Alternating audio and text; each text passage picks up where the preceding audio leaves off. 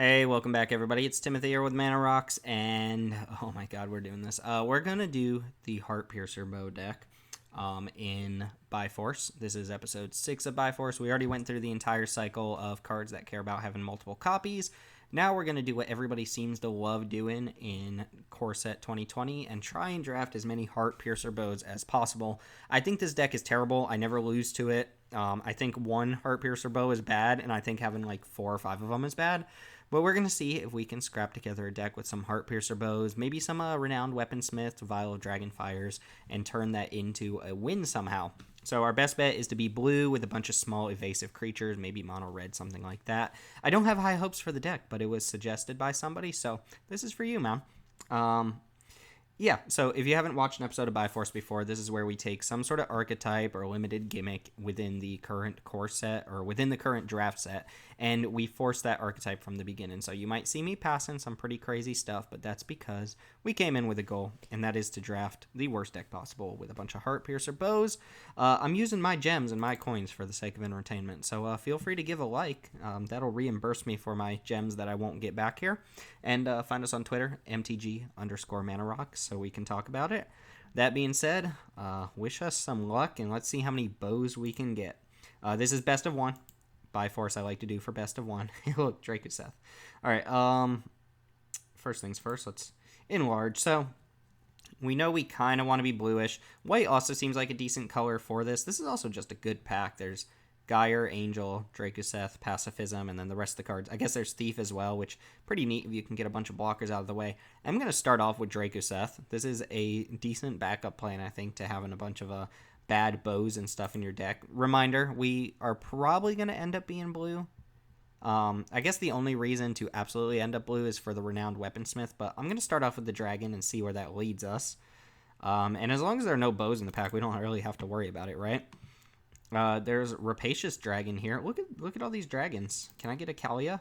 Rapacious Dragon is a real card. Dragon Mage is not. And then there's another Growth Cycle and a Winged Words, basically, as cards I'm looking at. I think given that I started off with Drakuseth, I'm just going to take the Rapacious Dragon here. Issue some aggressive white creatures, and just go ahead and snap up another big flying creature. Here's a Leafkin Druid. That's exactly what I'm looking to follow up with these expensive cards. In red, nothing I really care about. No bows so far. There's a Scorch Spitter, which if we were mono red and didn't have a 7-drop, I would consider, but we're not considering that right now. So we're just going to go ahead and grab the Mana Ramper and see where we can go from there. And where we go from there is probably Barkhide Troll. Double green, triple red is a little bit awkward, but Barkhide Troll is good. One of the better 2-drops you can get in a green deck. Probably the best 2-drop outside of the actual Leafkin Druid. And then the red card and the green card don't excite me here. Sleep Paralysis and Convolute also do not excite me here. Aggressive 2-drops are nice with the bows. There's a Feral Invocation and a Bird Grabber here. I think Feral Invocation is decent given the Barkhide Troll that we started off with. Blue's also looking remotely open, and I just still don't think Bird Grabber is going to work out here. So I'm going to take the Combat Trick. This pack's good. This pack's actually really good. Unfortunately, Embercat doesn't help us with either of our expensive cards. We have one Elemental so far, and there's also Goblin Smuggler. I think this one is between Lavakin Brawler and Goblin Smuggler. And I'm tempted to just take the Brawler here over the other two. I don't think I want the Embercat. Smuggler would be good if we already had Brawlers, but I'm going to take Brawler. It's a good beater. Follow that up with a Greenwood Sentinel. Still decent amount of blue flowing, but we're pretty even on green and red here. Green and red. Infuriate seems fine. Natural End. This is best of one, so we don't really need it. Could take the Vial of Dragonfire, but it doesn't look like we're going to lead down the route where even if we open Renowned Weaponsmiths, that we're going to take them. So I'm just going to take a Combat Trick. And I'm going to probably just take another Combat Trick here. And take another Combat Trick here. And, okay, here we actually have a choice. So I think my deck actually looks like it might be shaping up to be a decent Scorch Spitter deck, just because I already have 4 Combat Tricks. Not that I think Scorch Spitter is a good card, but I could see cutting the 7-drop and just being a hyper aggro deck here. If we can get enough 2-drops. We already have 3 good early game. Well, we have 1 good early game plays and then other early game plays. Here I'm going to take Ferocious Pup. And uncommon for the vault. So we came out of pack with no bows. Hey, Vorse Claw, that's not bad. I mean, it's not good, but it's not bad. All right, bow, no bow. Okay, no bow. We're really far away from Dread Presence and Murder, so that's not really a consideration. I think this is easy Overgrowth Elemental. It's actually not bad with the Scorch Spitters. We picked up a Vorse Claw and a Lavakin Brawler, which are elementals, so that matters, and there's really nothing else in the pack we really care about. Maybe Greenwood Sentinel, but take Overgrowth Elemental. Watch, we're going to end up with one bow in our deck. Ooh, Cloudkin Seer's quite nice. This pack's kind of boo-boo. I think I'm going to take Pattern Matcher and then just maybe prioritize a duplicate, maybe another Scorch Spitter or something. Another Overgrowth Elemental or Pup if we can get it. It's either that or like Reckless Airstrike or take the Cloudkin Seer and look for a way to splash it. But I'm going to go ahead and just take Pattern Matcher here. Another card that's worth splashing. Ew, this pack has not been good for red or green. Also, no bows. Like, do the bots prioritize bows? Pretty easy reduce to ash, though, for us. There's the first bow. Well, as much as I'd like to take the Scuttlemutt, we're not even really passing that much. I am going to take Heart-Piercer bow. We're passing on another Reduce or a Scuttlemutt, and Scuttlemutt would be fine, but not necessary. So, yeah, let's pick up bow number 1. I'm really not happy about these bows. Here's Mask of Immolation. I like this card quite a bit. Mammoth Spider would be a fine pickup, but our top end's pretty high already. And then there's another Vial and some kind of dorky artifact creatures and a 2-drop. So I'm going to take Mask of Immolation, which is a 2-drop. And a pretty decent one. Ooh, nice Thicket Crasher here. That actually makes my Lavakin Brawler and my Vorse Claw a lot better. Good blue. Jeez, this pack is great. And this is pick 6. You have these two. You have these 2 blue cards. A Sleep Paralysis and an Agonizing Siphon. Both decent as well. But easy, thick boy for us. Follow that up with no need for the Windscarred Crag and don't care to have another 4-drop. So I'll take the 3-1 attacker here. Seems fine by me. Got another Feral Invocation, or we could try Tectonic Rift. I would like this a lot more if I was on the play so I could board it out when I was on the draw. But I think I just want Feral Invocation. Probably not end up playing 2 of them. Greenwood Sentinel, decent. Still not into Healer of the Glade, but it is the only card we would even consider playing in our main deck.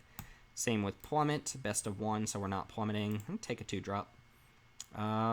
Stone Golem, fine. Prismite. Prismite not make the cut. Alright, coming out of pack 2 with 1 bow. There's another bow, and there's some good cards. I'm pretty sure we can wheel the bow. I'm reasonably sure we'll wheel the bow. So I think I take the Shaman or the Brawler. We'll have to remember. So pick 9, we should be getting a bow, and I don't see any reason a bot would take the bow over any of these other cards here. Shaman's the best card just on its own. I don't think we necessarily need another Leafkin Druid because we are looking to be aggressive in this card. You don't want to draw a bunch of 0-3s that can't really do anything on attacks. So it's either the Shaman or the Lavakin Brawler. I think the Shaman's just generally better. We're not playing Stone Golem. Might not play Pattern Matcher. I guess Pattern Matcher is a reason to pick up the Brawler. Also, Might of the Masses would look good here. I'm actually going to grab Brawler, even though I think the Monkey's better, and that is because we have the Pattern Matcher. Another Scorch Spitter. There's a Sedge Scorpion, and then there's these 2. I think I'm actually going to try to take another Scorch Spitter here. As much as I think the card sucks, I think we might have a deck to take advantage of it. Ooh, Shock is great. There's a late Cloudkin Seer. There's a Scorch Spitter and another Thicket Crusher. I'm just going to take Shock. Try to get us in there in the early game. Growth Cycle number 3. Some expensive creatures. Destructive Digger. Just take another combat trick. Ooh, Thrash and Bronodon's great. Also Silverback, but I'm going to take Bronodon just because you curve out into that card so well. Pick 6. I'm going to actually take Maniacal Rage here, I think. I don't really want Ferocious Pup. I don't necessarily even want this one. And Maniacal Rage can get those spitters in there. Alright, so pick 8 is the last shot at a bow. No such luck. Guess we'll take a Gift of Paradise, and then pick 9, we get our bow back. Also Leafkin Druid and Might of the Masses wheeling. Double bow, huh? Well, welcome to Bifrost, where you get double bow. Wolfkin Bond is probably a little more exciting than another Vorse Claw for this aggressive deck. We also don't have to lean in super aggressive. We've got decent late game as well.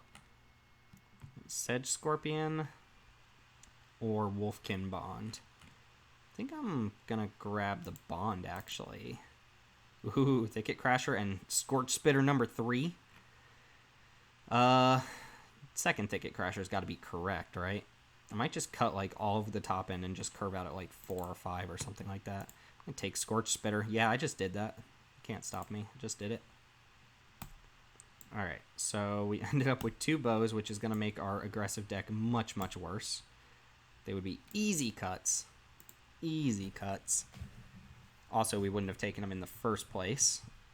52 cards. So let's go through and do some initial cuts. Don't think we definitely don't want all these combat tricks. I'm going to dump 1 Feral Invocation. I'm going to dump a Vorse Claw and a Wolfkin Bond right away.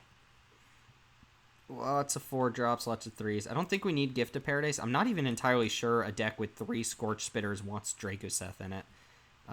It is nice to have some big creature in your deck that you can spend a bunch of mana on, but we're looking to play, like, look at the gameplay and play some Scorch Spitters, some 2-drops, and use our removal, or our pump spells to just get our creatures in there. So Dracoseth is fantastic, but I think we can probably cut this down to a 16 land deck. The bows, the bows just suck. Ferocious Pups are not the 3-drops we want here. Yeah, so if we can make something like this our top end, maybe cut Wolfkin Bond. We have 3 5-drops left, a 16 land deck. Maybe we ditch 1 Growth Cycle because we have the Infuriate. So that leaves us with 4 combat tricks, the Invocation, 2 cycles, and Infuriate. Okay, I can accept that. Wolfkin Bond can go. And then Pattern Matcher fetches up Brawlers, Sentinels, Spitters. Sure. It's just a 3/3 on board. Seems fine. I guess I could pitch it. It's not like amazing or anything. It is a little bit of card advantage in a deck that's not going to have a lot of it. Maniacal Rage also seems a little on the risky side. I could see ditching lava, the Leafkin Druid here. If I'm curving out at 5, the ramp is good. Maybe that's silly just because I do have 4s and 5s that are worth casting. Like, I have 5 4-drops, or rather 4 4-drops and a 5-drop creature that this just gets us into earlier. It just ends up being a bad top deck. I think I am actually going to cut it here. I want to be attacking constantly. Maniacal Rage can get us there too. Look what's in our sideboard. We have a Dracoseth and a Leafkin Druid in our sideboard. This is crazy. And then we need to cut 1 more card. Could be one of the Sentinels. Could be Bird Grabber as well. That leaves us with 3, 4, 5, 6, 7, 8 2-drops. Bird Grabber being the worst, and the only flying creature I have is the Dragon, so it's just basically a vanilla 2-1. Alright, let's play this janky Scorch Spitter deck. Not quite the Heart-Piercer bow deck we were aiming for, but we ended up with 2 bows, and while I would easily cut the bows and play like a pump plus a Bird Grabber or something, this is what we set out to do. The real appeal of the bow is when you get like 3+ of them and you can mow down huge creatures, but that's not what our deck's going to be doing. So let's go and try this out. Again, thanks for watching. I do not have high hopes for this deck, but we'll go ahead and first pick a Dracoseth, one of the best rares in the set, and then not play it because we want to play Heart-Piercer bow. Okay, that's it. See you in match number 1. Alright, we're here for match number 1. This is kind of what I want to see in my opening hand. We do need to draw a 3rd land, preferably a 4th for the Brawler, but we can go Spitter into 2-drop and then back it up with some pump spells. If we draw the 3rd land, the Feral Invocation's actually decent with the Spitter. And we do want to win die rolls for sure. Our deck gets a lot worse on the draw. We're against Shark on land 78. Alright, lots of growth cycles. Let's go ahead and jam for 2. And right. Greenwood Sentinel. Alright, 3rd land off the top. Opponent play a 2-drop, I draw a land. That's where we want to be. Sure. So, pretty easy. That actually isn't as good. I'm just going to attack and growth cycle here. Get some blockers out of the way. Get a little bit of damage in. They're probably going to block the Spitter here. If they don't, I get to just play Mask of Immolation, and that's fine too. Alright, let's go growth cycle. So basically using Growth Cycle as a removal spell, and Scorch Spitter gets that little ping in, so that's fine, but you can see how this hand will fall behind very quickly. We would have ideally liked to have a third land so we could have used the Invocation, but that's true of any turn coming up here. Against what appears to be mono white, Angel of Vitality. And another 4-drop, so we're going to run it back and make the same play. Growth Cycle losing a lot of its appeal here when we could be pushing in a 5 extra damage with a Growth Cycle. Sure. Could also let that happen and then use Mask of Immolation to kill this, but I'm going to save our Spitter again. Opponent's down to 12, virtually 10 between these two cards in hand. And we're running out of tricks to run them over. No Master Splicer, please. No Master Splicer. Griffin Protector, sure. So we can attack again if we draw a land. Nice. Alright, so we're going to do the Feral Invocation trick this time. Opponent might block the Sentinel, actually. I hope they block the Spitter, personally. Alright, so we're going to go ahead and Invocation up the Sentinel. And if we can get our opponent super low here, even if it means just running creatures into blockers, then Mask of Immolation can finish the job here. Another land lets us just go Brawler into Brawler, which is pretty good. I guess cards we're hoping not to see are Dawning Angel. Yeah, I don't think we care too much about this one. So I'm going to 1 white. They can only have, I guess, God's Willing. So pretty easy attack with just the Sentinel. And then we'll play Lavakin Brawler post-combat. I wonder if our opponent's missing a color or if they're actually mono-white. They didn't play any, like, terrible cards here. We just using these as, like, bad murders, basically. Although the Spitter's still getting in that 1 point of damage. Ooh, we have a Cavalier of Dawn. Check that out. So I assume they kill our Brawler here. Oh, they kill the Sentry? Okay. I mean, I guess you could do that. And then this becomes a 5/7, and they have a 3/3 on board. Alright, that's going to be a little bit tough to get through. Yeah, that's what they're going to do. That is what they're going to do. Not bad. Oh, I didn't think it would work that way. So that actually messes things up a little bit, doesn't it? So what are we doing here? If I attack, or if I play Brawler, attack with everything, this becomes a 5/4. They just eat it, and then this trades here. I think I'm supposed to just play Brawler and pass. A Scorch Spitter can put him down to 5. Alright, I'm going to play Brawler and just pass the turn. Opponent has basically stabilized. But if we can push in 1 more attack, then maybe Mask of Immolation can wrap things up here. Of course, they get to untap and, you know, put some more blockers out, so this is going to get a little bit more difficult here. Well, we can actually just shoot that down with the Mask of Immolation, so that's not that big of a deal. Alright, the Heart-Piercer bow. There it is. Alright, so yeah, we probably want to enter the phase of tossing creatures away, so let's go ahead and play the bow. I'm going to put the bow on the Scorch Spitter because that's the one I really want them to block because it means our bigger creatures get in. And then I am going to play Mask of Immolation as well because that makes our Brawlers bigger attackers. So they kind of have to block the Brawlers. I'm going to attack with everything. Scorch Spitter's going to attempt to shoot down Fence and Ace, and we're going to hope they don't have a moment of heroism. They don't. I mean, they still could, but they have to block the Brawler. This is actually, yeah, this is actually a lethal attack, so they have to have something here. If they do have a moment of heroism, they're going to gain a lot of life. I guess they could have a kill spell. No, there's no white kill spell that deals with these. Alright. Yeah, cool. We got there just in time. The Heart-Piercer bow coming in clutch. Yeah, so what we could have done there if we hadn't drawn the bow is play the... We could have made the same attack, but we would have sacrificed this before blocks to kill the Fence and Ace. That way the Lavakin Brawlers still get the pump all the way up to 5 or 6 or whatever. And then we get to shoot the Fence and Ace. I don't think the mask actually mattered there.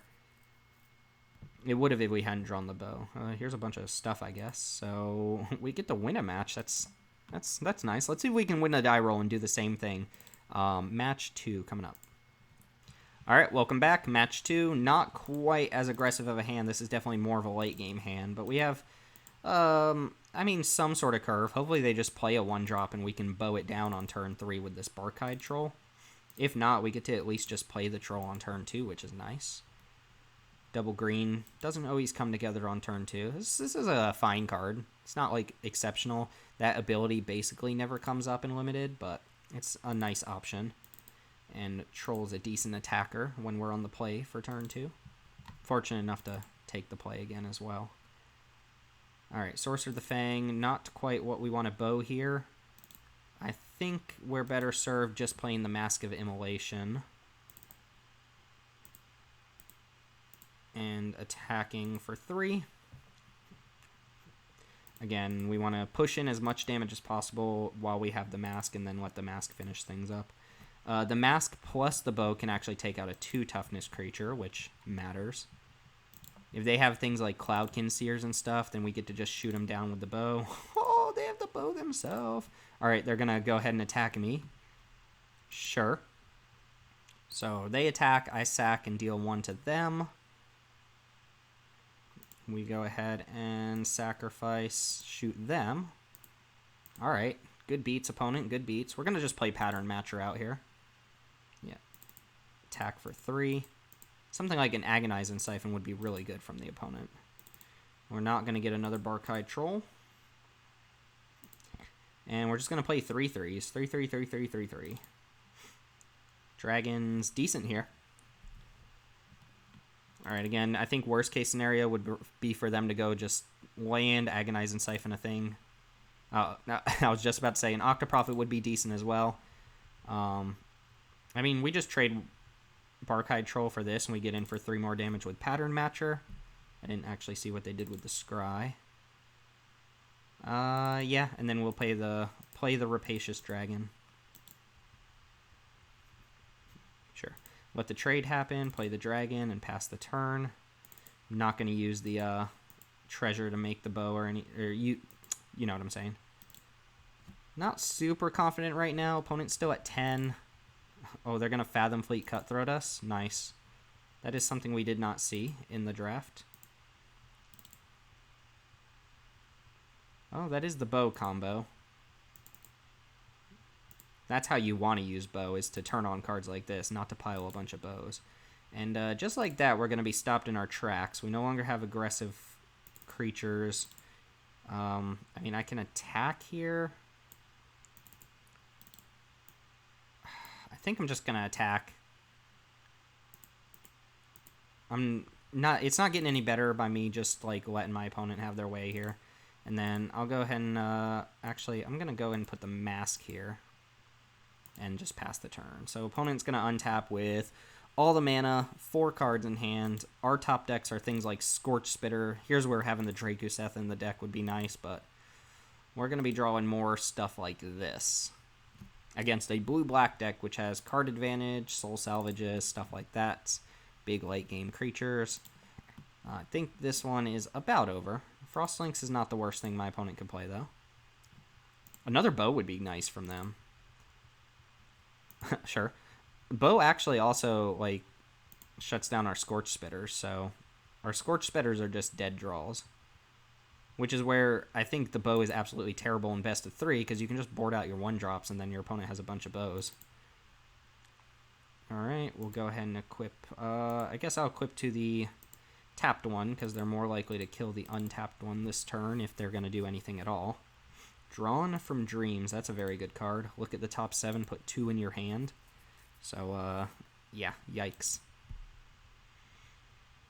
I guess one thing that makes our Scorch Spitters, okay and just okay is that we can immediately equip the mask and try to get value off of it. Like, if we were to draw a Scorch Spitter, we would just equip mask and shoot down Cloudkin Seer here. Frostlink's back on defense. Sure. Yeah, the second bow would actually be pretty decent, too. Opponent just got the best out of their top 7 cards, so I don't think this is going very well. No box. Pump spell would be okay. Basically anything that's not a land, a playable card would be okay. Reduce to ash. I suppose we're supposed to just use that. We get to go kill this, and then a hit for 4. I don't think I'm better served leaving that in my hand. And we're cold top decking, so we need to get luckier than our opponent here. But they're going to untap and play some mess here. They're still at 7. Alright. Here comes the attack into another Fathom Fleet Cutthroat. They would not be attacking if they didn't have another Cutthroat, so... oh, they were smart about that too. So I could block here. Yeah, they were smart to shoot the one that doesn't have the mask on it. Wow, they went all in on the Cutthroat plan. I mean, it's pretty good. These are just little Necrotals. Lavakin Brawler. Ooh, Lavakin Brawler. So I'm pretty sure I'm supposed to just attack and trade off for the Fathom Fleet Cutthroat. Again, just trying to push in damage, get blockers out of the way. Trade. I'll play a Brawler here. And equip up with the mask. And pass the turn. Alright, they're going to kill our Brawler. Sure. I don't think I have a way to really deal with that. So, I don't have to mask right now. Sleep Paralysis into Portal. Okay, the Portal doesn't currently do anything, but it is a little bit of a scary card. Forest. Alright, well that was a dead draw, so I'm feeling pretty bad now. All they need is like an ETB effect to go off with this Portal, and we're basically dead. They should also not be attacking with the Sorcerer at this point. Yep, 2 draws in a row that were blanks. We were fortunate enough to top deck a bunch of spells, but we're not looking so hot here. You see the combo here? They get to bounce their Fathom Fleet Cutthroats and then attack and yada yada. Shock. We just kill this now. We can put our opponent down to 4. Let's let them go ahead and tap here, and then I'll shock and sack the Brawler.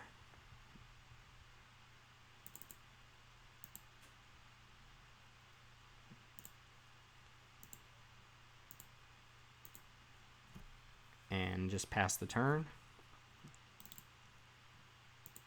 Opponent could be on a counter spell here if they're not adding anything else to the board. Hey look, Scorch Spitter.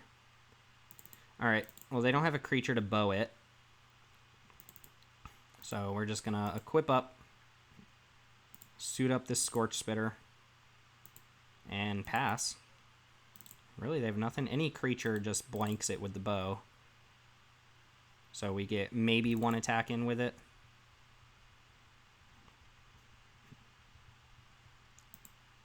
Audacious Thief, sure. So...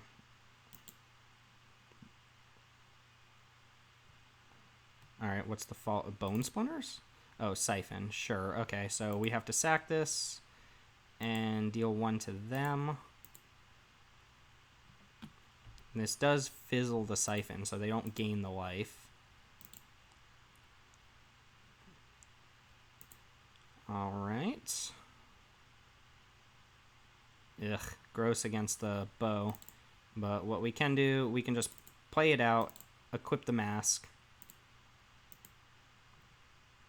Might as well equip the bow. There's some very small percentage of a chance that they don't block. Or that they don't attack and just forget that they can kill this thing.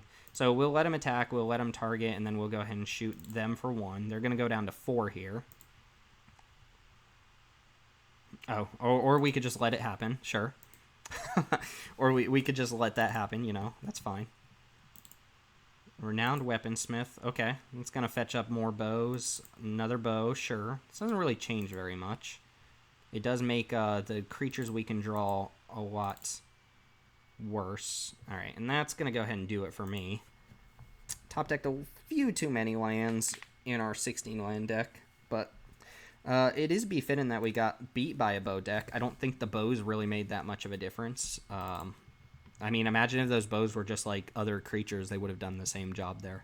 But that puts us at 1-1, and we'll go ahead and roll it right into match number 3. All right, match number 3's up. We are on the draw this time. We have Scorch Spitter into Infuriate, which is okay to deal with their first play. And then hopefully draw another green for the Brontodon. Nice curve out if we can draw another green. I guess we at least get to play this Thicket Crasher on turn 4 at this rate. Give our 1/1 trample. They gained a life, and they're in the best color combo. Not fair. Not remotely fair. Alright, let's go and run out this mountain and hope we just, or rather forest, and hope we just top deck another forest. If not, we're just attacking with Infuriate backup, which isn't exactly good. Ferocious Pups, also whatever. Sure. Alright, well, we could shock. Just shock this and attack for 2. The Infuriate probably gets through better creatures, so that seems fine to me. Let's go ahead and attack. No real reason for them to block. And opponent down to 17. Have not exactly curved out super nice. Also missing the other green here. I think that would have made this hand a lot better. Fortress Crab. How am I supposed to beat that? Okay, well, the good... nice. Alright, opponent.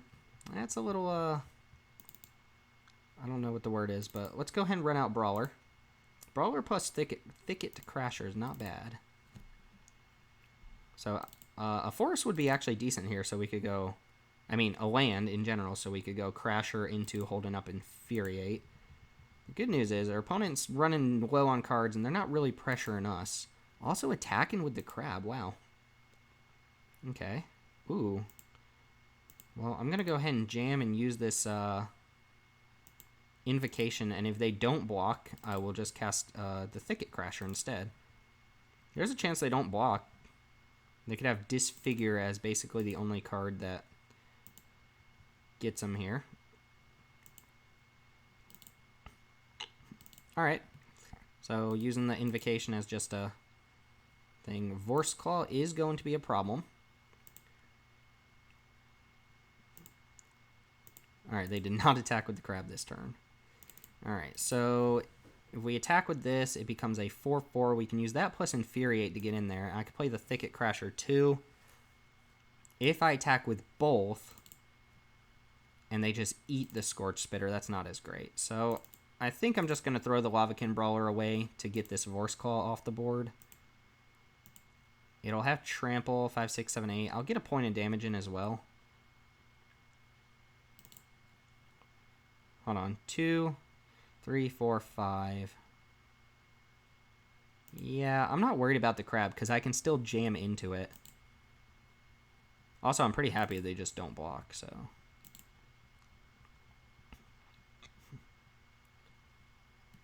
Oh, yeah, opponent's going to go and throw the Vorse Claw in front.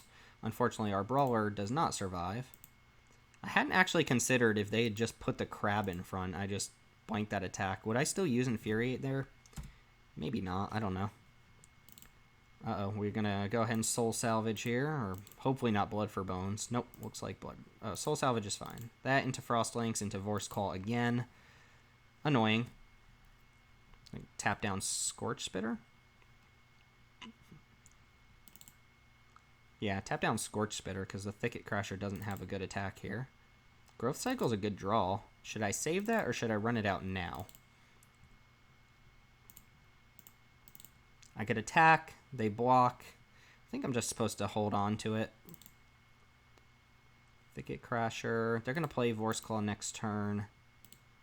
Trade Thicket Crasher and a Growth Cycle for Vorse Claw.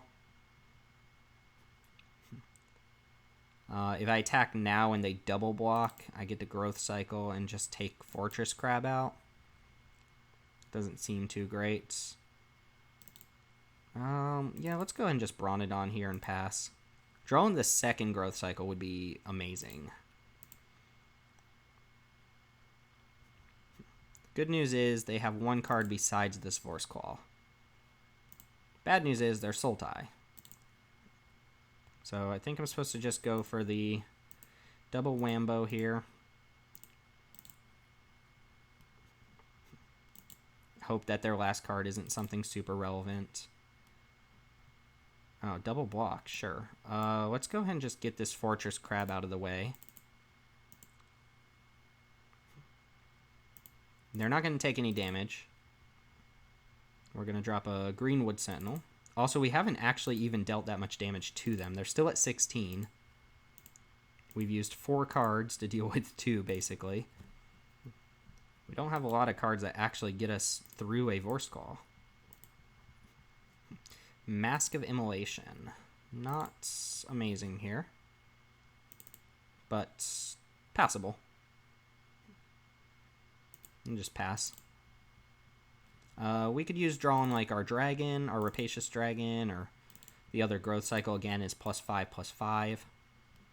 I don't like how many cards they have. Oh, I also don't like that. We're going to just shoot that down right away. So that was basically a Cloudkin Seer that killed a 1/1. I can't beat that much card advantage.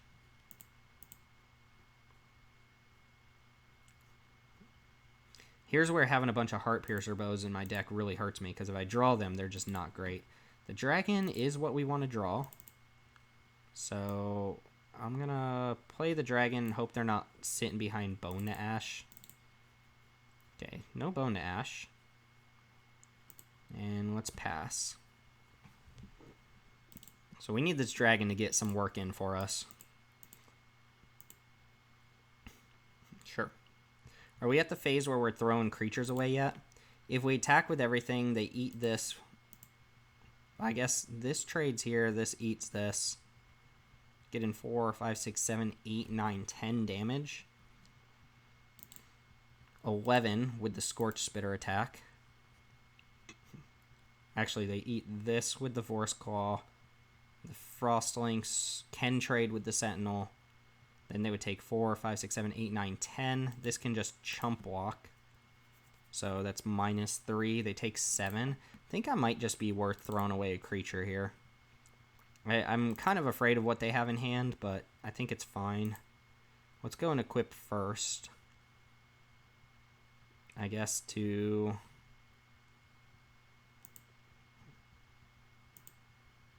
I don't know, to something we think is not going to die in combat. Bronodon. Let's go and get everybody in there. Opponent doesn't seem to have instant speed interaction. They've drawn 10 lands. They could be like incredibly flooded. Alright, so opponent blocks as expected. They take 6. That leaves us with 3 creatures to their 9 life.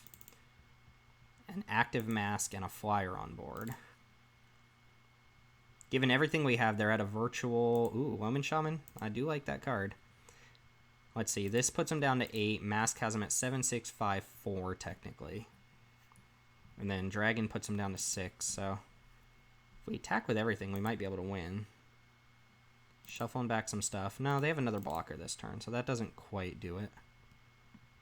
Yeah, they must be incredibly flooded. Ooh, Maniacal Rage. I think I just put that on the dragon and try to win either this turn or next turn. This is... Yep. Okay, we got there. I was going to say, this is lethal, right? Because this Spitter puts them down to 8. The dragon puts them down to 3. They can block, go to 2, and then the mask finishes them off. Yeah, opponent drew like 12 lands there. So, lucky us. Are we supposed to put Dracoseth back in our deck? See, we won that match because we didn't have a whatchamacallit. I kind of thinking I should have these pump spells over some of the late game stuff too. I mean, the dragon just won us that match. I could see ditching Pattern Matcher here and just putting in like one more growth cycle. I want to get rid of the bows. But I promised. Maniacal Rage as well. Maniacal Rage has got to be worse than Feral Invocation, right? Right? Am I crazy? What does Pattern Matcher do? It gets Sentinels, Scorched Spitters, and Brawlers. I don't know. It's just good card advantage, but the third growth cycle seems appealing. I like all the 4-drops, though, is the problem. Alright. I think we're just going to keep rolling with what we have and see you all in match number 4. Alright, we're back for match 4. Not only are we on the draw with this hand, but we're also going to mulligan. Third land would let us play a Bronodon, but that's it. All right, this is a little bit better. And what are we putting on the bottom here? Maybe a mountain?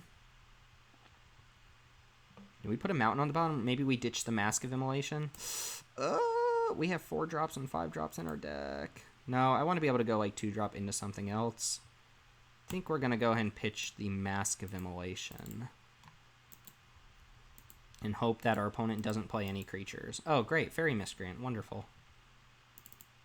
Alright, well, Rapacious Dragon being our first draw makes me feel a little bit better about the, keeping the 3rd land. Daybreak Chaplain, also a problem card for us.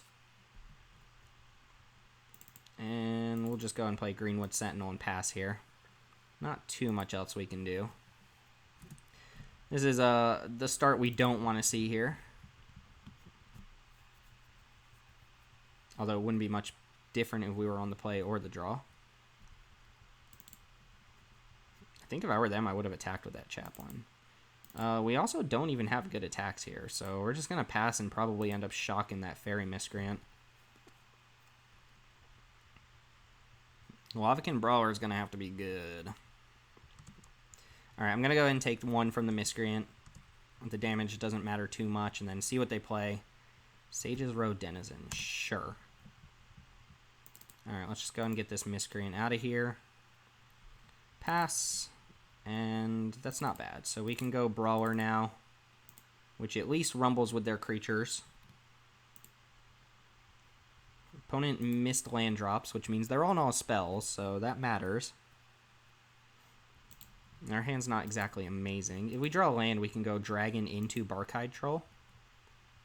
And that seems respectable. If we draw... I mean, we could also just play Rapacious Dragon. Loyal Pegasus. Sure. Into Heart-Piercer bow. Ooh, that was nice. So, I mean, they're still going to kill our Scorch Spitter, but let's see. We can play bow. We can equip bow to this. It's going to be a 4/4. We can shoot this down, and then they block. We trade the Brawler for 1 creature. I still think that's right. And then they have to attack us to use their bow effectively. Yeah, let's equip... I could also just send in the Scorch Spitter here, because it's going to die to the bow anyway. The problem is they get to gain 2 life. Yeah, Scorch Spitter's a lost cause here. Let's go ahead and attack with Scorch Spitter and not trade off for Lavakin Brawler. I don't want to trade a Brawler for a 2/3. So if they're smart, they'll double block. Alright, opponent is pretty smart. What is... like, this is seriously how best of 1 M... whatever this is. Best of 1 M20 is. It's everybody playing Heart-Piercer bow, and my favorite colors are Sultai, where you have a bunch of X5s and X4s, and the bow just never does anything. Alright. Sure. I will double block a Chaplain, I think.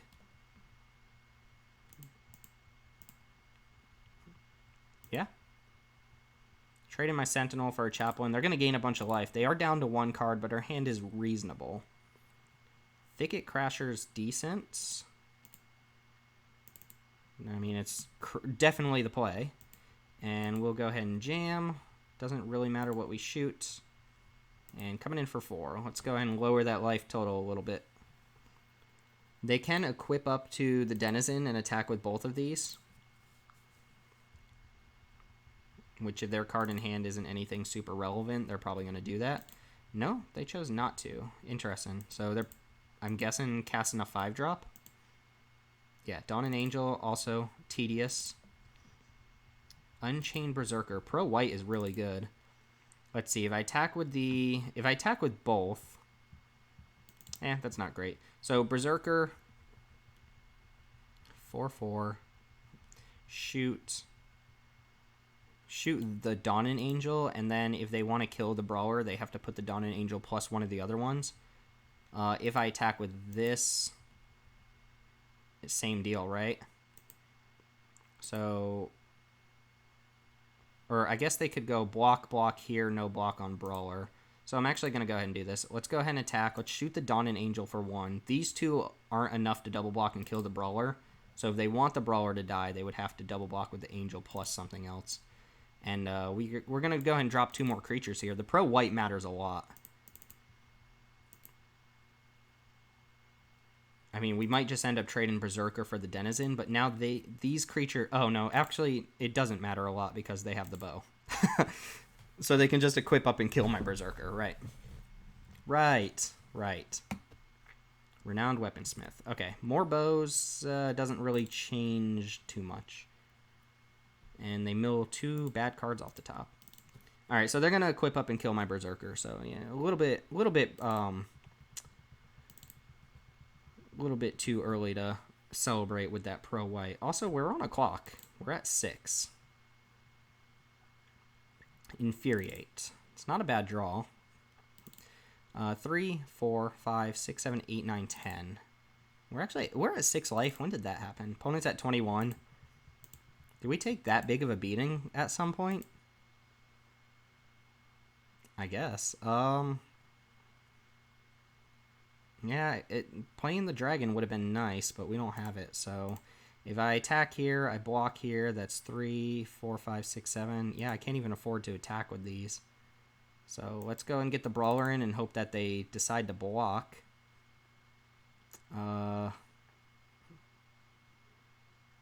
Shoot the lifelinker. Alright, opponent. They probably shouldn't block. They're at 1,000,000 life. And I think we just die. Like, we're going to take 3, and even if I play the dragon, I'm not sure where we're getting there. Because I can't afford to attack them. And I need them to make, like, a pretty bad attack here. And they choose not to. Alright, opponents played this game very smart. These Heart-Piercer bows have been not great on either side. Alright, go get a Vial of Dragonfire, I suppose. Sure. And kill the Thicket Crasher. I'm going to have to just throw an Infuriate at it to keep it alive. Which is a very short-term plan, given that they could possibly just fetch up another bow. Alright, well, drew another land, so that's going to give us our second loss. About what I expect out of this deck. Any normal deck I would draft would never lose to the combination of cards my opponent played, but imagine if our Heart-Piercer bow was like a good card. Then maybe wouldn't have lost. Let's at least go with a positive record here. So we're trying to eke out one more win with some Scorched Spitters. Match 5 coming up. Alright, we're back. We've got an extremely land-heavy hand. Unfortunately on the draw here, decent hand on the play. Scorched Spitter into even the Elemental on turn 2 is fine. But we'll make this function. Is that a fork? Does Scorched Spitter just have, like, a fork? And I never even noticed the art. There's just, like, a little lizard on a kitchen table. Yeah, Overgrowth Elemental's fine. If we play this, pump up the Spitter, and then they have to block, and we get a 4/3 out of the deal, that's pretty good. And then, I guess Rapacious Dragon is something to pay us off for having all these lands in our hand. Ideally, we draw, like, a 2-drop or a pump spell in the middle of the way, and then the 5th land at some point after we're casting our Elemental. Drawing a 2-drop, or maybe even another Spitter would be pretty decent as well.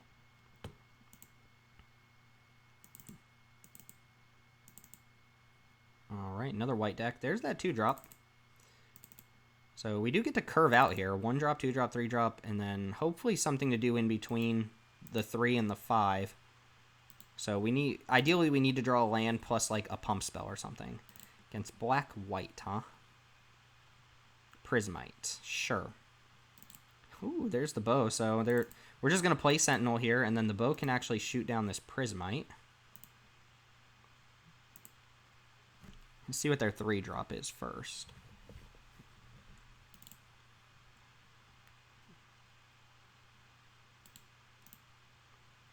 Oh, don't keep us in suspense, Starsky games. Salvager of Ruins. Okay, sweet. So, opponent just happens to be playing a bunch of things that die to bow. So do we go Overgrowth Elemental? No, we're just going to shoot down some stuff with a bow. So I'm going to equip to, I guess just the Greenwood Sentinel. I think the Spitter is actually better than the Sentinel. attack, shoot down the Salvager of Ruin, and then if they want to block, they should block just because the bow kills their Prismite anyway. So they should get one of my creatures out of the deal. And that wasn't bad. Play another one. Salvager of Ruin, huh? I don't think I've ever seen this card. Ever. Hopefully their hand is just a bunch of Anvil Rot Raptors. They play 2 artifact creatures, so I'm suspecting they started off with maybe a Steel Overseer or a Master Splicer or something, and then they went all in on artifacts. Yeah, Gravedigger's fine. Unfortunately, well, Salvager of Ruin's actually not that good. So what do we do here? We can equip bow, cast a mask, shoot this down, and then bow. That's probably best, right? The alternative is Overgrowth Elemental and just trading off. I think I like that the first plan better. So we're going to go ahead and play Mask of Immolation. We're going to go ahead and equip the bow to the Scorch Spitter. Sack this to deal 1 to Gravedigger. Attack for 2 and kill Gravedigger. And for all our work, our opponent's at 18 life. We do know they have a dead card in their hand, the Salvager of Ruin. Is this a combo with Gravedigger? Not really. It doesn't take much for our opponent to stabilize here. Thankfully, we get to play Rapacious Dragon next turn.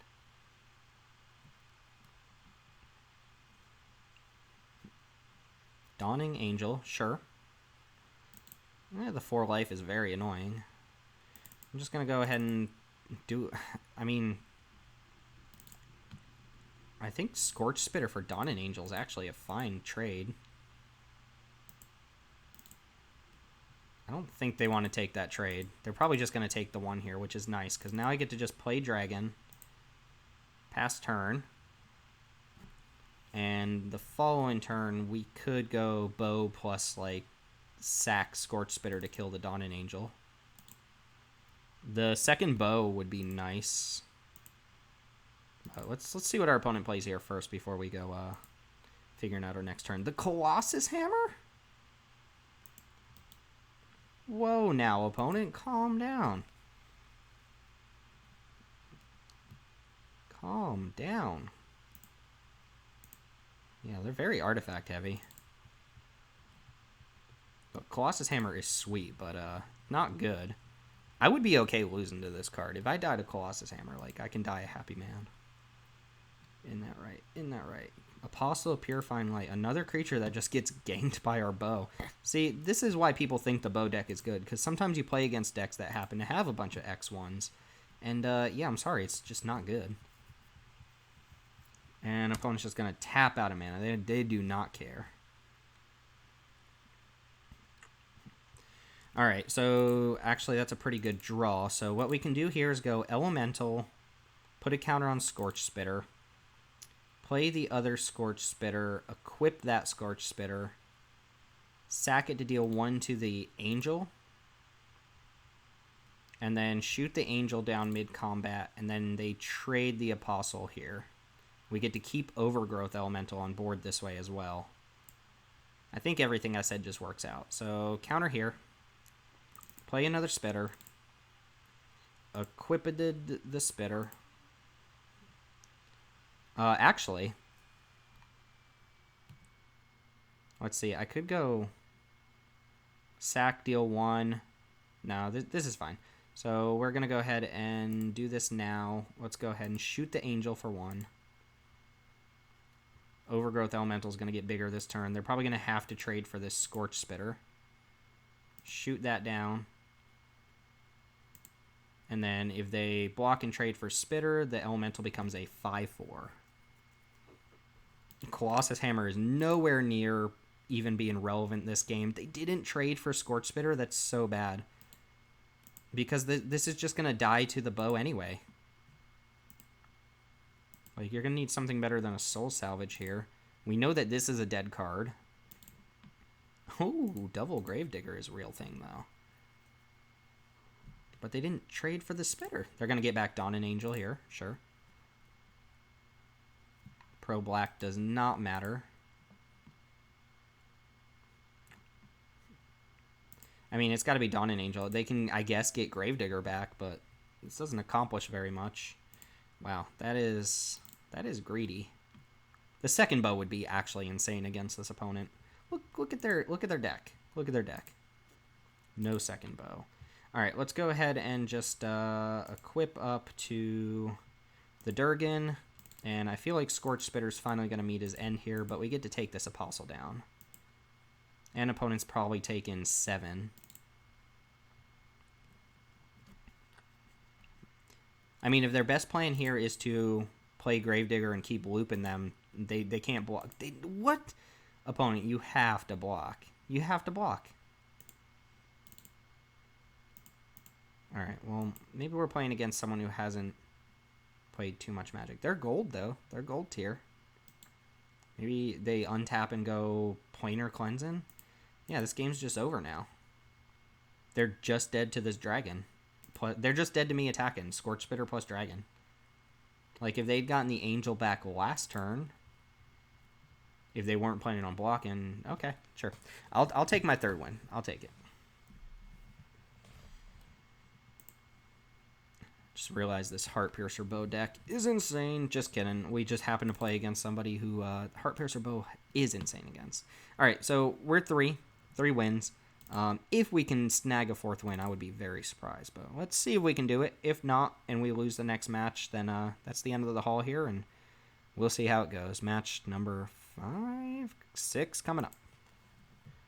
All right, welcome back. This is match number 15. How good do we think this bow is going to be?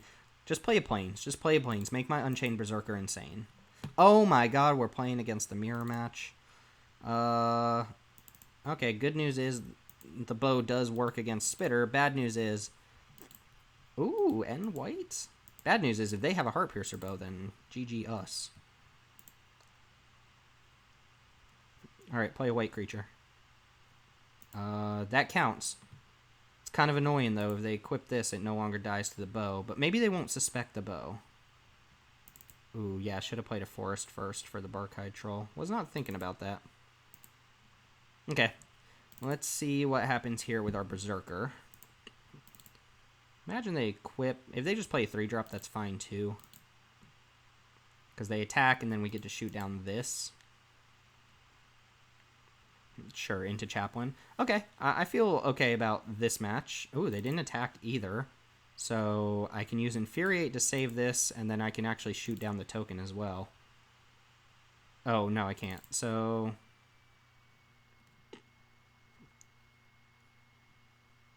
Okay, so this is probably a turn where we actually want to just play Barkhide Troll. Because we don't have 4 mana. If I attack, they can only block with Scorch Spitter. I use Infuriate to save it. Kill the Scorch Spitter. Yeah, this is fine. Infuriate for the Scorch Spitter is fine. They can't double block.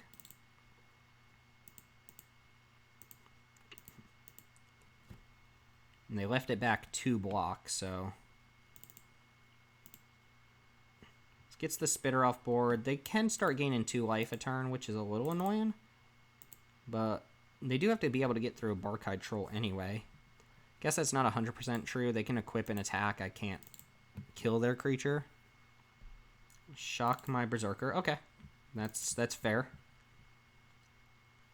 Berserker's fine. So they're gonna attack. Oh no, they didn't attack. Interesting. Reduce to ash. So what I can do here is play the troll, or play the bow, attack, ping this for 1, or just ping this for 1. They get to block and just gain some life. Overgrowth Elemental is kind of whatever here. Could also just play a vanilla 3/3. Yeah, vanilla 3/3 seems fine. And we'll just pass. Reduce to ash could be decent if they curve out into like a big flyer or something. Griffin Sentinel, not the scariest card in the world. Oh, moving the equipment to the Sentinel doesn't seem correct. I think you want to leave it on the lifelinker. Alright, we got a Scorchy Spitty boy. Could go Scorch Spitter into Overgrowth Elemental. If I attack...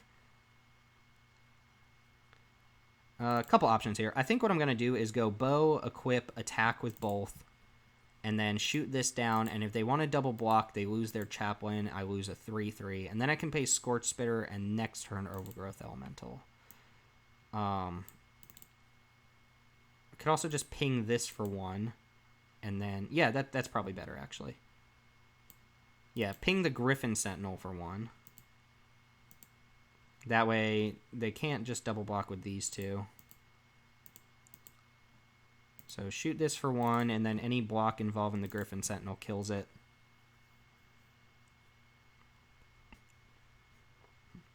Alright, that is... I guess that's a fine block. Are they going to shock my guy, though? Are they just throwing away that token? That's weird. Alright, Scorch Spitter coming down. And Overgrowth Elemental on the Scorch Spitter seems reasonable, even though it's not great.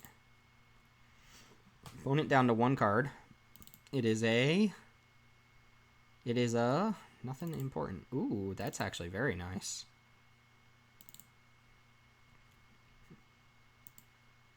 Alright, well, let's go ahead and run this attack back. Shoot the Sentinel for 1. And then we're going to Feral Invocation the Scorch Spitter, and I don't think this is a shock or anything.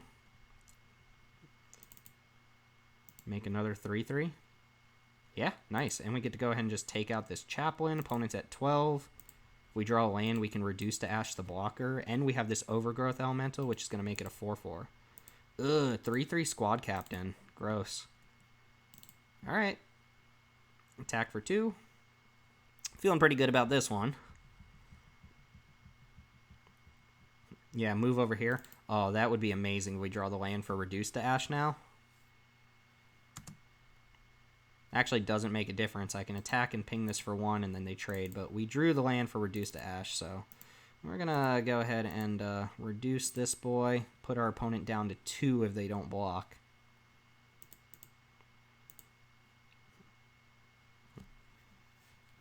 Youch. Alright, well, our draw matched up pretty well against what our opponent ended up playing, although double Daybreak Chaplain was not where I thought we were going. Ooh, baby. Hey, that pushes out another win. I would still need 2 more wins with this deck to net even. Let's see how it goes. Let's jump right on into the next match. Alright, welcome back. We did get to play again. I think we were on the draw for like the last 4 matches. Unfortunately, I don't think we can keep this hand, especially not in a 16-land deck. If our first play of the game is just like a 2/4, that's just not good enough. This is certainly better. The Barkhide Troll. And we would need to draw a forest specifically. I think I'm just going to keep this hand and pitch Pattern Matcher here. You can see an argument for pitching the Barkhide Troll, but Greenwood Sentinel we're going to keep because it's the one thing we can guarantee to actually play here. Opponent might also be taking a mulligan. And Pattern Matchers, it's fine. I do believe we have a second Greenwood Sentinel in the deck. Is that right? I can't remember. I know we had 3 creatures that we had duplicates of. I don't know. But do I get rid of the Troll here? No, Troll's so good if we do draw a forest. Alright, opponent. Do we have to skip pause here? I have no idea. Ideal situation, we turn 2, draw a mountain, play Barkhide Troll, and then just draw a bunch of lands from there, I guess, is the game plan. No Scorch Spitters. The turn 1 Scorch Spitter when we're on the play. Alright, looks like we're gonna sit tight for a minute.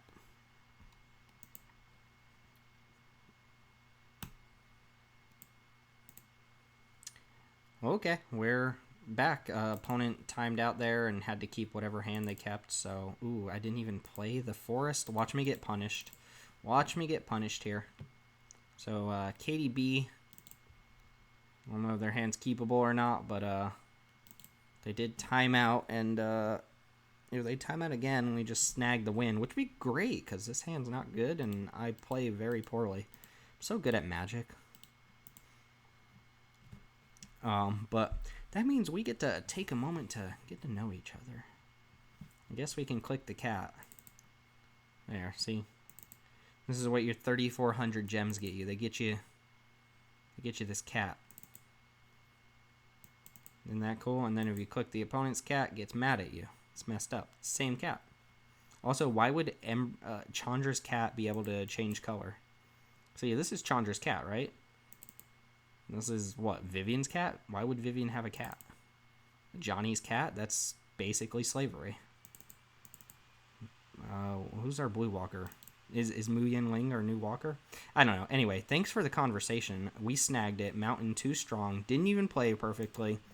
And, yeah. Do we even... I might even edit this out. But, enough nonsense. Let's just jump into another match. Alright, we're back.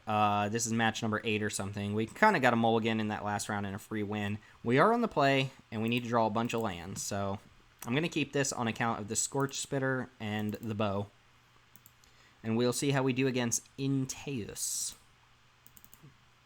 who has the perfect blocker for the skeleton.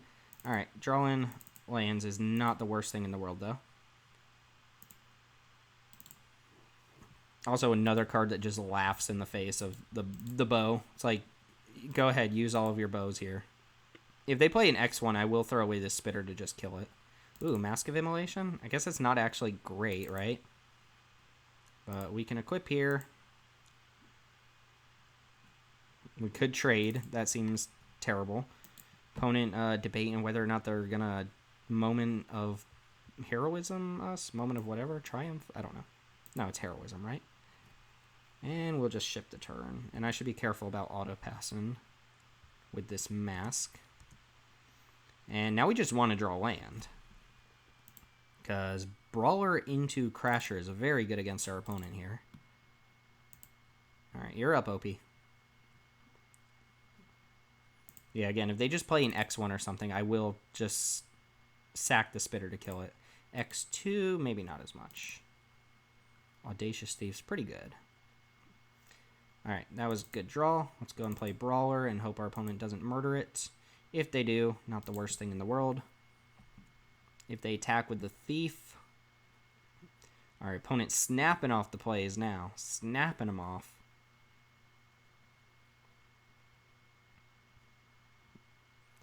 Maybe not. Ooh, another Thief. And another Skeleton. Wowza. Okay. So, let's see how we draw first. Another bow. Ooh, we got the double bow. So, we go bow, equip, equip.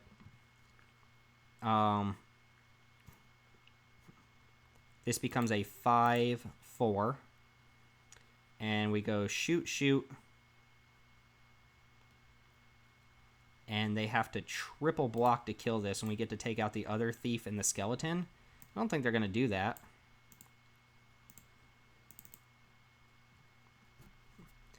I could also go equip to Spitter. And then they just block with a Skeleton. It's not as good. Yeah, let's go ahead and trade Brawler for potentially 2 Thieves. If not, they're just chump blocking. 5/4 coming in. We go shoot this, shoot this. Alright, double bow is actually really good against their board. My attackers aren't great. Alright, oh, they're just going for the chump. Just going for the chump. Just going for the chump. Okay. Sure, aerial assault's fine. They get to go ahead and attack with the Thief here. And then we get to shoot down blocker again.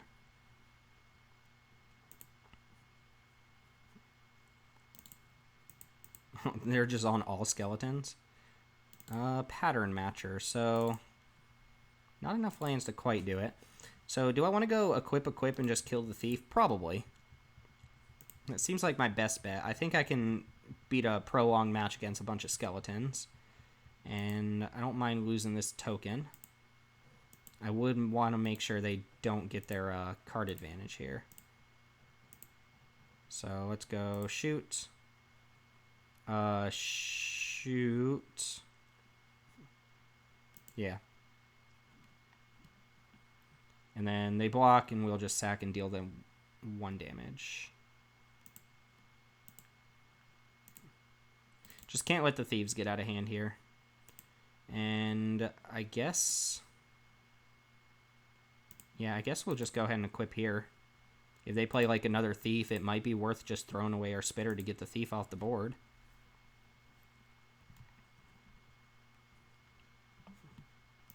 Black-white, huh? Okay. Okay. Alright, let's see what you have, Inteus. 3 skeletons. Definitely some sort of sacrifice stuff going on. Blood for bones and whatnot. Inspiring Captain. Do you attack? Yep, opponent decides to get the attack in. Smart. Scorch Spitter number 5. So, Thicket Crasher is not exactly great here. I could attack. They can't really block. If they do, I trade Scorch Spitter for Captain, which seems good. So let's go ahead and get in our 2 points of damage. 1, 2. And then I guess I'll just play Pattern Matcher, because I'd be more willing to trade that. Really, trade Inspiring Captain for the Scorch Spitter. Alright, well in that case, I'm going to go Thicket Crasher.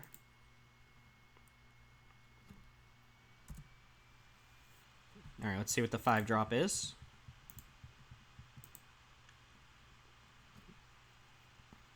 Corpse Knights. Pretty good with the skeletons. And Soul Salvage. Anytime they look at the graveyard, I assume they're soul salvaging. Not much they can soul salvage that I care about. Alright, so let's go... Equip. They could have murder. Oh, there's a stop. This could go poorly. No murder. Blade Brand, also something to worry about here. We're going to go shoot Corpse Knight twice.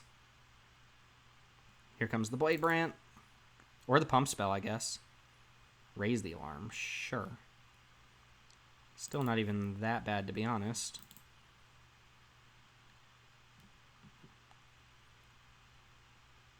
So, yeah.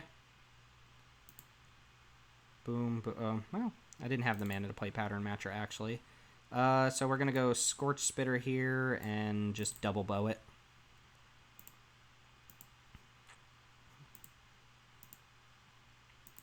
Alright, raise the alarm much more manageable than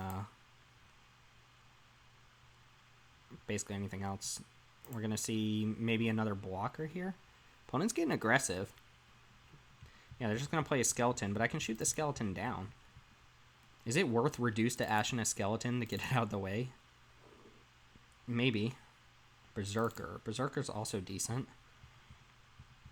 So if I go reduce to ash here... here's what I'm actually going to do, because my opponent doesn't have much going on. I'm going to go ahead and attack with Scorch Spitter. I'm going to shoot down the skeleton on defense. Get in the 2 points of damage or whatever.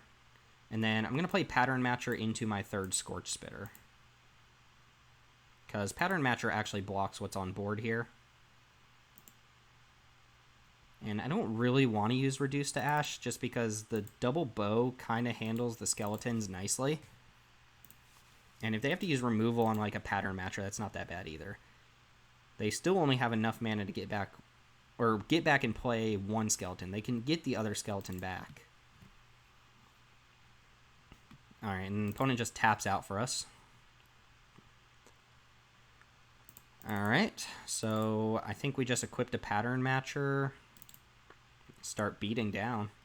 Go boom, boom, boom.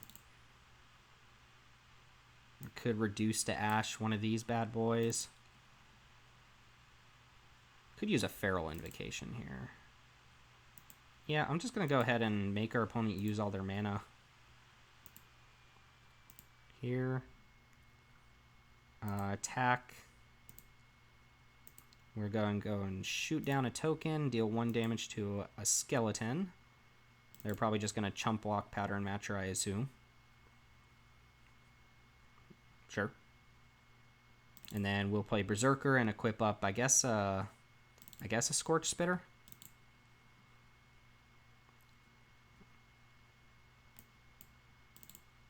And if we have to use Reduce to Ash on something, we will. Yeah, let's just pump up a Scorch Spitter here. Alright, infinite skeletons. Opponent's holding back most of my attackers here, but also drawing cards. So I could see them stabilizing. They're at 15. It's not like I can just swing everything in here. I can cast anything I draw, which is nice. And I also have the Mask of Immolation, which can push in a decent amount of damage. Go ahead, Soul Salvage. Nice. Soul Salvage back, Corpse Knight, and Skeleton. Okay. So they can go Corpse Knight into... No, they can't go Corpse Knight into double Skeleton here. They don't have enough black mana. So they can play as Corpse Knight plus another Skeleton. And then we reduce to Ash a Skeleton. Ping down one of the Skeletons.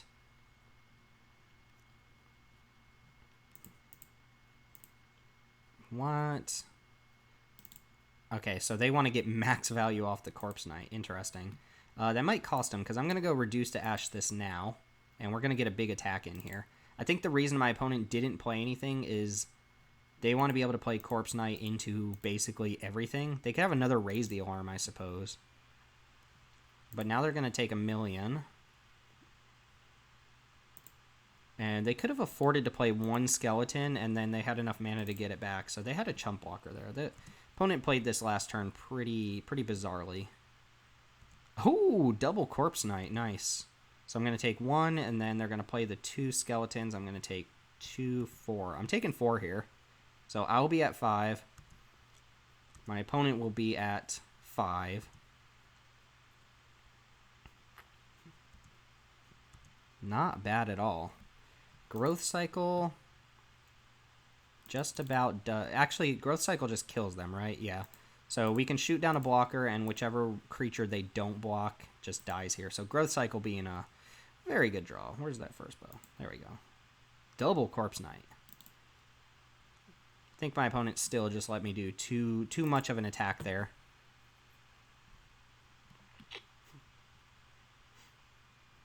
And we'll just Growth Cycle whatever they don't block for the win. Heart-Piercer bows, man.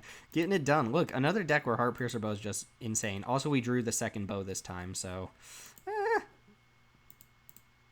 And that's game. Boom, we make our gems back with this deck? That's just ridiculous. Just ridiculous. Well, we get one more match out of the deal, I guess. And we get to Gold Tier 1. Are we on to something? Is Heart-Piercer bow insane? Am I stupid? Have I not been playing it? No, it's not. It's bad. All right, match number 53 coming up. All right, final match, win or lose. We are here with a 1-drop, 2-drop, unfortunately on the draw. But we have some potential here. Just let me play against one more deck where Heart-Piercer bow is insane. No, not blue. All right, well, see, blue has Unsummon and Sleep Paralysis, but sometimes the Scorch Spitter into Maniacal Rage just deals a bunch of damage. And they took a little bit of a pause there, so I'm going to assume they have Unsummon in hand. We are not going to run out this Maniacal Rage yet. Not yet. Drawing the lands is nice. Drawing the Sentinel is fine. Yeah, it didn't skip through their first turn. All they had is an island up, and they didn't play a Spectral Sailor, so I'm assuming they're going to have an Unsummon in their hand, which we'll have to fight through that at some point, but it does make my Maniacal Rage pretty bad. Also, opponent just drawing the nuts. Look at that. Infuriate's pretty good draw, so... attack with both. I guess I can't really afford to attack with both. I can attack with the Sentinel. If they double block for some reason, Infuriate kills both their creatures. Otherwise, it just trades for one. I could attack with just the Scorch Spitter, and I see no reason why they would double block it. Gets an extra point of damage in. Look, if they double block, then sure. They could also not block at all. But I assume Greenwood Sentinel is going to jump in front here. Oh, no block at all? That's what's up. So in that case, we'll just go ahead and play Bow, equip to, I guess, the Sentinel, and pass the turn. I mean, free rolling 2 damage is fine. Opponent has a lot of potential here to play some stuff. Brawler. Okay, Brawler's good. I don't think I'll be blocking this turn. I really don't want to go for the Maniacal Rage here. I'm going to play my Brawler. So I think I'm just going to do that and pass the turn. No real attacks here.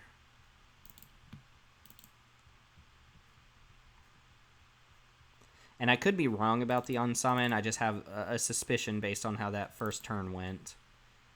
Nobody plays on full control. Otherwise, they could be baiting us.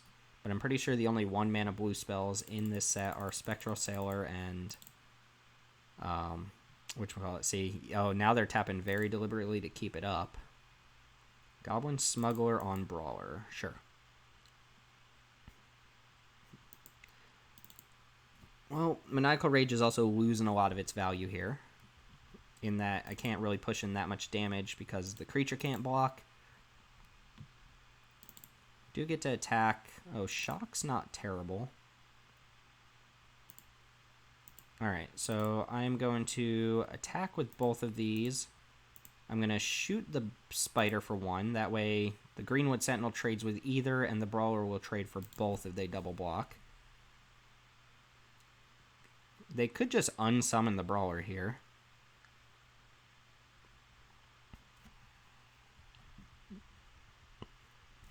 We're probably going to end up shocking this Smuggler, though. Wouldn't be surprised if they just traded for Sentinel and that's it.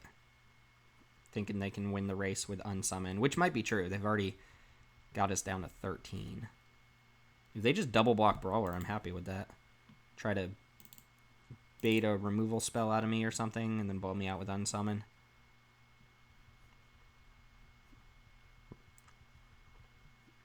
Could also just play Pattern Matcher. Alright, opponent just decides to take 4. Sure. So I think my best bet is just to play the Pattern Matcher then.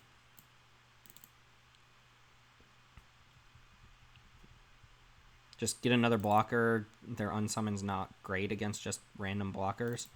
Block my, or unsummon my Brawler, sure.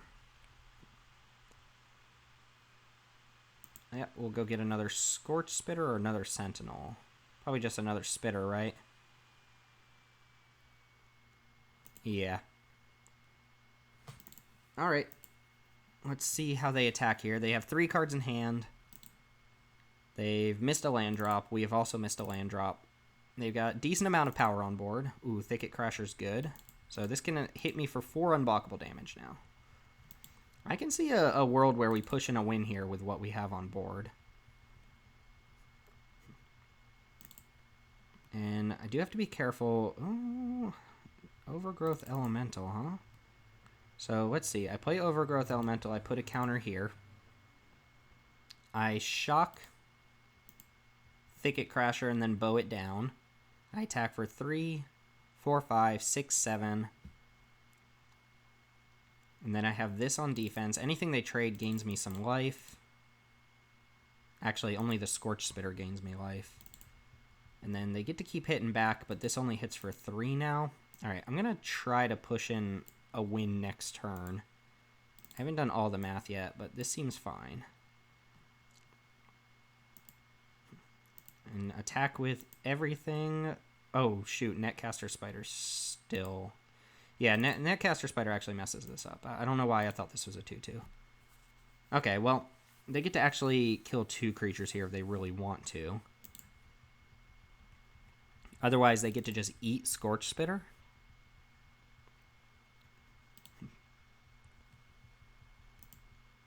The good news is I gain life for every creature that dies. Whether it's an elemental or not. Oh, opponent's not going to block the Scorch Spitter, huh? Alright, well this is definitely going to come down to next turn. I'm at 10. Opponent has 1,000,000 cards. I mean, not 1,000,000 cards. 1,000,000 mana. They actually only have 5 lands and 2 cards in hand, but, you know, it's fine. They have 3, 4, 5, 6, 7, 8, 9 damage on board. And they're at 6. Close game. Good way to close things out. Let's see what their last... I mean, it's going to come down to them either winning this turn or the turn after, or me winning on my turn. So I think I get one more turn if they don't kill me here, and then I'm probably dead. I mean, I could see a world where I just draw a land and play Brawler, Scorch Spitter, and pass. But then they get to keep chunking me with the Brawler here. Uh-oh, Rabid Bite? What? Oh, they're in combat. And no attack with the spider? Alright, so it's 3, 4, 5, 6, 7. I think I'm supposed to block. That way I don't just die to a pump spell.